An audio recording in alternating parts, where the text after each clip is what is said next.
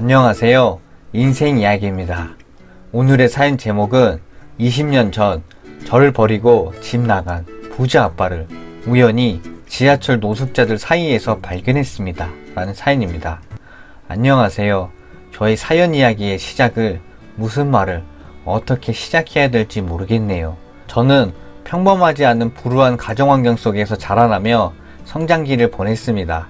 어린 시절을 떠올려보면 항상 밤늦게 들어와 부부싸움을 하는 부모님밖에 안 떠오르네요. 저희 부모님은 맞벌이 부부였습니다. 아버지는 잘 나가는 금융맨이셨고 어머니는 교사셨어요. 잘 나가는 금융맨이던 아버지에게는 여자가 참 많았나 봅니다. 제 어릴 적 기억 속의 아버지와 어머니의 주된 부부싸움의 원인은 아버지의 바람기였습니다. 맨날 어느 여자랑 뭘 하느냐고 늦었냐면서 까랑까랑한 목소리로 소리를 질러대며 싸우던 엄마 아빠 때문에 잠을 제대로 자는 날이 드물 정도였죠.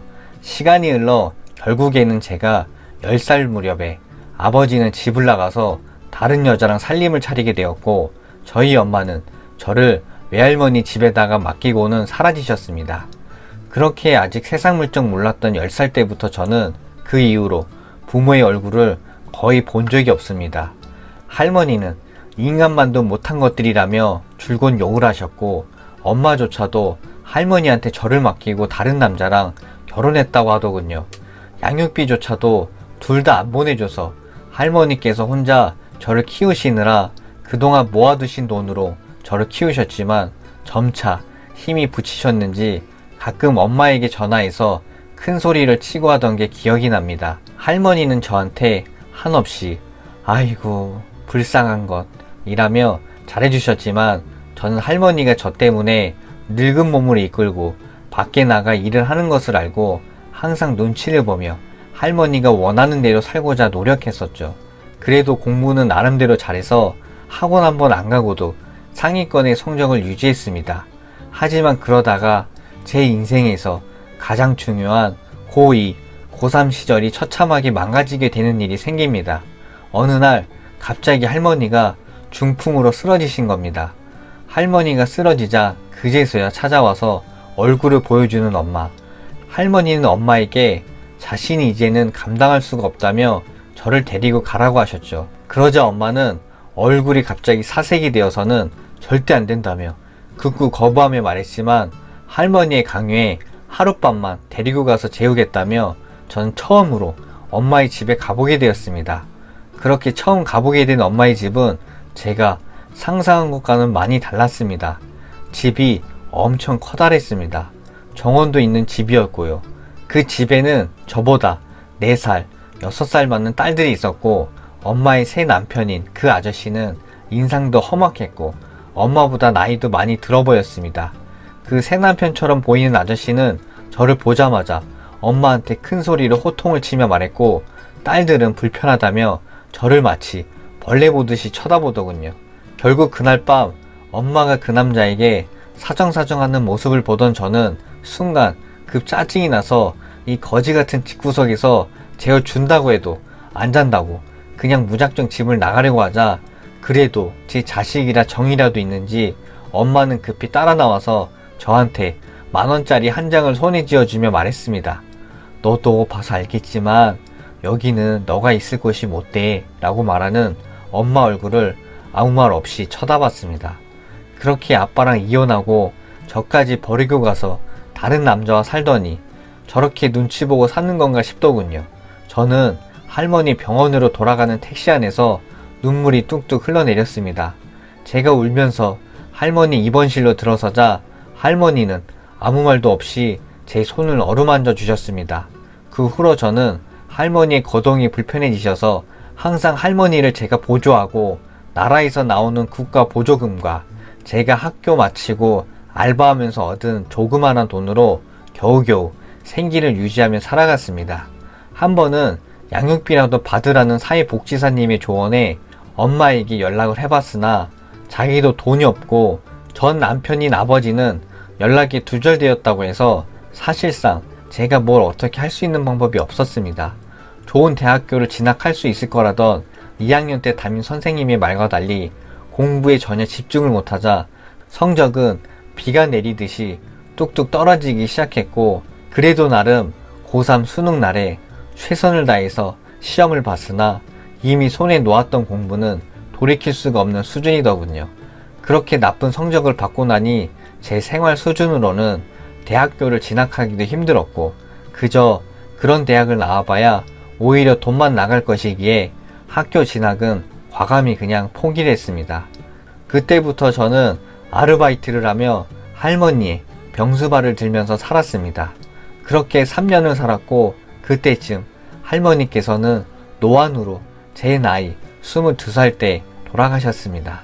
할머니 장례식장에 엄마는 그 새 남편과 아이들은 오지도 않고 혼자서만 와서 저랑 지켰고, 장례식이 끝나자마자 언제 왔냐는 듯이 다시 손살같이 사라지셨습니다. 엄마는 저에게 사라지기 전에 말하길 이제 성인인 네가 알아서 할 수 있지 않냐고 하더군요. 그런 엄마의 모습을 보며 원래 저런 사람이었지, 제가 뭘 기대했나 싶더군요. 할머니의 치료비로 발생된 모든 빚들은 제가 재산 상속을 포기하면서 없어지게 되었고, 군대는 면제받아 그때부터 무엇을 하고 살지 끊임없이 고민했습니다. 그러다 알게 된 게 보험 영업이었습니다. 나이 무관하고 학력 무관하고 오로지 실적에 따라서 엄청난 수익까지 낼 수 있다는 말에 보험 영업맨이 된 후로 매일매일 영업에 관해서 공부하고 또 공부하였습니다. 그렇게 10년이라는 세월이 흘렀고, 그 세월 동안만큼이나 이론적으로나 몸으로나 산전수전 정말 다 겪게 되었고, 결국 악착같이 끈기와 인내로 이제는 나름 보험 수상도 하게 되고 큰 돈을 거머쥐게 되었죠. 거기다 결혼도 하게 되었습니다. 회사 동료의 소개로 만난 여자친구, 4년 넘게 사귀었고 여자친구가 먼저 결혼하자는 말을 꺼내자 저는 부모가 없다는 말부터 딱 못 박았었죠. 그리고 제 부모에 대한 이야기들을 늘어놓자 여자친구는 울면서 자신은 한 번도 그런 경험을 상상해서조차도 못 해보겠다고 하더군요. 여자친구는 어렸을 적부터 집안에서 화목하게 구김없이 자란 귀한 여자아이였습니다. 평범한 대학을 나와 평범하게 중소기업에 다니던 아이였죠. 그런 그녀와 결혼하게 되었고, 혹시나 여자친구의 부모님이 고아와 다름없는 저를 마음에 안 들어 하실까봐 걱정했던 것과 다르게 여자친구 부모님들께서는 저를 너무나도 따뜻하게 대해주셔서 덕분에 저도 돌아가신 할머니 이후로 가족의 온기라는 걸 느껴보았습니다. 결혼식 날 제 부모석에는 한 분도 없었네요. 그래도 제 인생은 결혼하고 나서부터도 더욱 잘 풀렸습니다. 아이도 둘이나 가지게 되었고, 제가 못 받은 사랑 나눠주려고 정말 최선을 다해 노력하면서 살았었네요. 그렇게 시간이 흘러 저도 한 집안의 가장이자 아빠로 살던 어느 날, 회식을 마치고 늦은 퇴근길 회식 장소에서 지하도를 걸어간 적이 있는데, 지하도 상가들이 하나 둘씩 문을 걸어 잠근 그 앞에 한 늙은 낯선 남자가 박스를 주섬주섬 정리하면서 있더군요. 아마 누울 자리를 만들려고 하는 것 같았습니다. 하지만 저는 그 남자를 처음 본 순간부터 제자리에 마치 못이 박힌 것처럼 멈춰 설 수밖에 없었습니다. 왜냐하면 바로 그 남자는 제 아버지였거든요. 20년 만에 보는 거였지만 바로 알겠더군요. 아버지는 노숙이 익숙한지 익숙한 몸놀림으로 바닥에 박스를 깔고 우산을 펴더니 아무렇지 않게 그곳에 누워서 잠을 청하더군요. 제가 떨리는 발걸음으로 근처에 다가가자 얼마나 안 씻었는지 풍기는 악취가 제 코를 찔렀습니다. 저는 그 자리에서 빠져나와 도망치듯 집으로 돌아왔고, 며칠간을 고민에 빠져 있다 다시 같은 시간 그 지하도로 가봤습니다. 역시나 아버지는 그 자리가 본인의 자리인지 그곳에 다시 누워있더군요. 그래서 저는 아버지를 불러봤습니다. 혹시 김중만 씨 아니냐고요. 저를 빤히 쳐다보던 아버지, 그 젊은 날의 잘생긴 얼굴과 자신만만하던 태도는 어디 갔는지 자기를 아냐고 저에게 묻더군요. 그래서 제가 아버지라고 했습니다. 그 말에 흠칫 놀라시더니 고개를 황급히 돌리며 사람 잘못 봤다고 말하더군요. 그토록 미웠던 엄마와 아빠였는데 그런 모습을 보니까 이유 모를 눈물이 올라오더군요.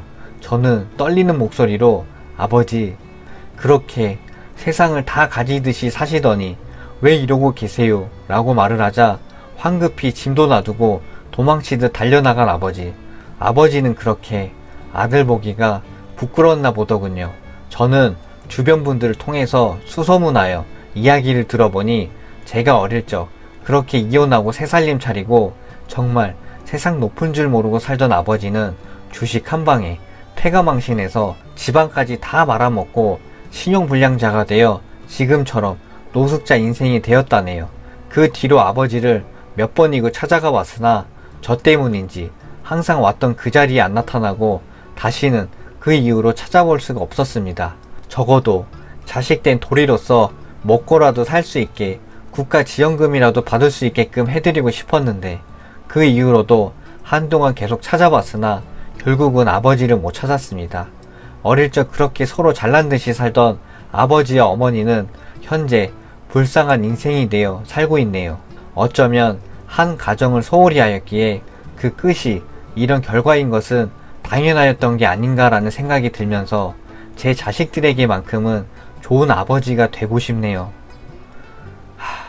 오늘의 인생 이야기, 사인의 내용은 여기까지입니다. 오늘도 영상 봐주셔서 대단히 감사합니다.